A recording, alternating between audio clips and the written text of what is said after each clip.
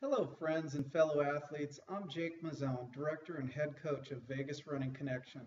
We formed our Christian nonprofit organization so that we could sponsor and fully support, coach, feed, and equip college-age distance runners with goals to compete at the international level. The majority of our distance athletes hail from low-income or underprivileged households in Southern Nevada. One of Team VRC's goals includes providing free, quarterly athletic community newsletters on the topic of distance and endurance running. Those can be found on our website, so check out the YouTube tab that says About. With this series of YouTube broadcasts, we are further committing to our goal of providing free advice to the running community. Although most of what I discuss pertains to distance runners, our advice will apply also to any endurance sport, such as triathlons, soccer, bicycle racing, or even full court basketball. Okay, today we're going to discuss the subject of tobacco intake, marijuana use, and drinking alcohol, and how it affects competitive athletes, or even just a so-called weekend warrior.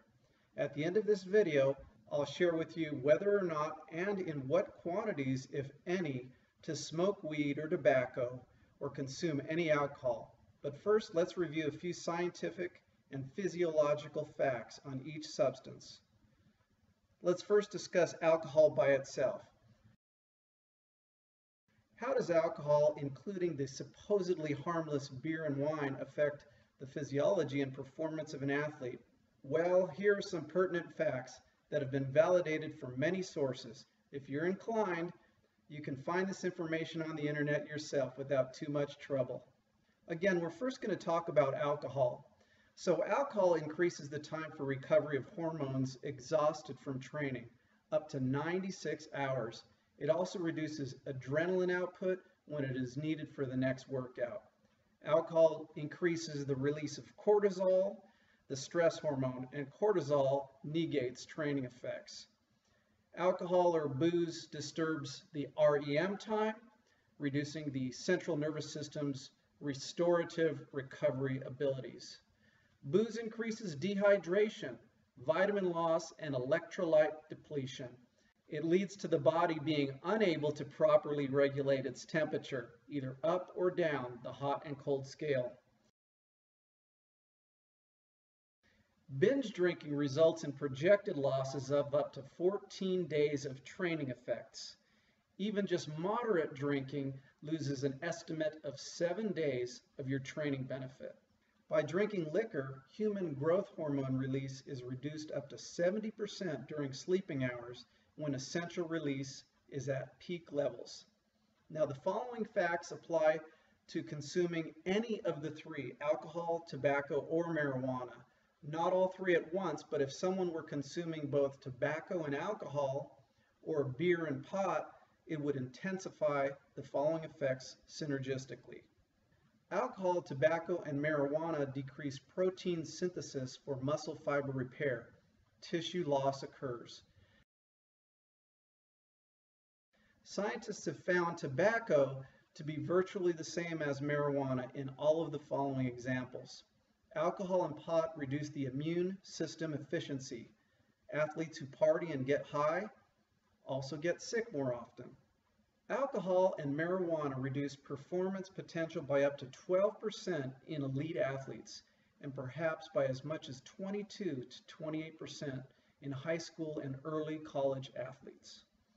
Smoking and drinking decrease vertical jump height, startup running speed, acceleration speed, explosive power, and overall endurance.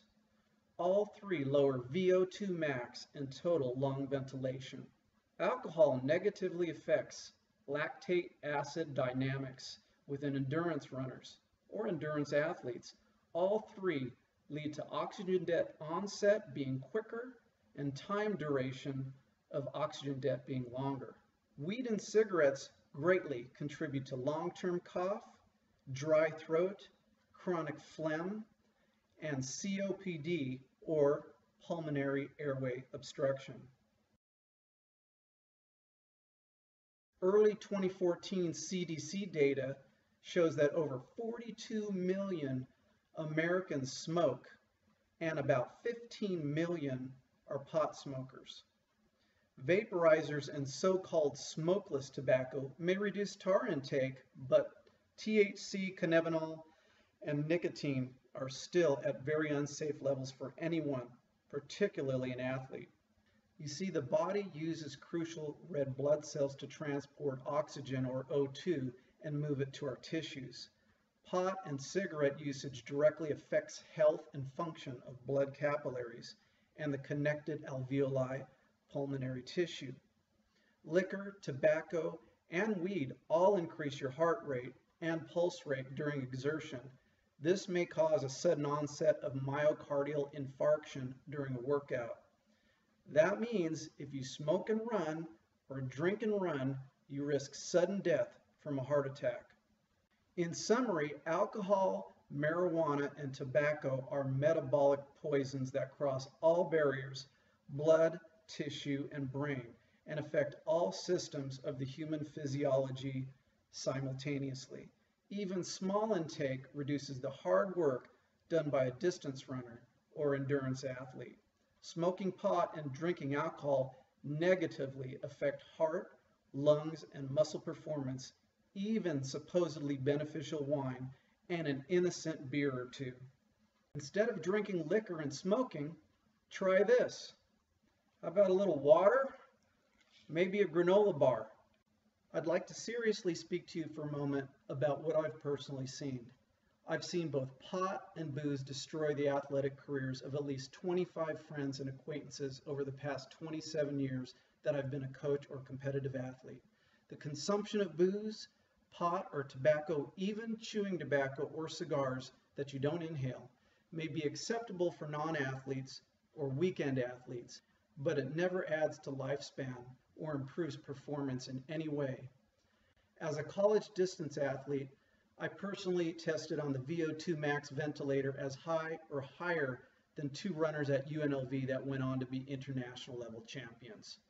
Partying for about 6 years, however, killed my hope for the Olympics and has dashed the hopes of countless others during the formative years when a clean social life is crucial in obtaining elite competitive strength. So now I'd like to share with you the answer to how much marijuana and tobacco I think you should smoke as a competitive athlete, and also how much liquor or alcohol I think you should drink. So after the drum roll, the answer is 0, zilch, and absolutely nothing. If you're a runner or an endurance athlete in any sport, my question to you is, why would you go through the hard and painful work in training only to deliver a less than optimal and much more uncomfortable race result? Don't be deluded into believing smoking or drinking enhances anything in your life, not even those of you that use the excuse that you always stop at 1. Every person has a choice to make. There is nothing worse, to me anyway, than someone at the finish line giving every excuse under the sun for their poor results, when all the time it's because of poor lifestyle choices.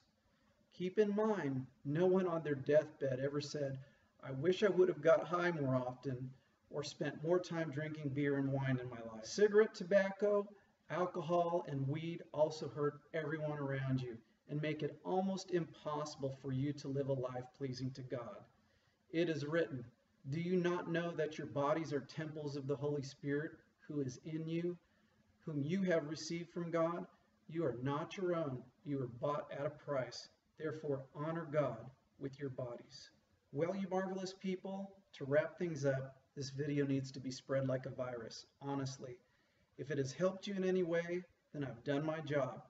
But if you feel it may help others to hear this truth, then I ask you, no, I beg you, to send the YouTube link to anyone that comes to mind. Please provide your comments directly below the video and select the like icon on YouTube. Send a Facebook friend request to Vegas Running. Also visit the Vegas Running Connection website and select the donation page to find out how you can further help distance runners training to be national champions. Always remember that with small amounts of talent and large amounts of hard work, you can be great in distance running.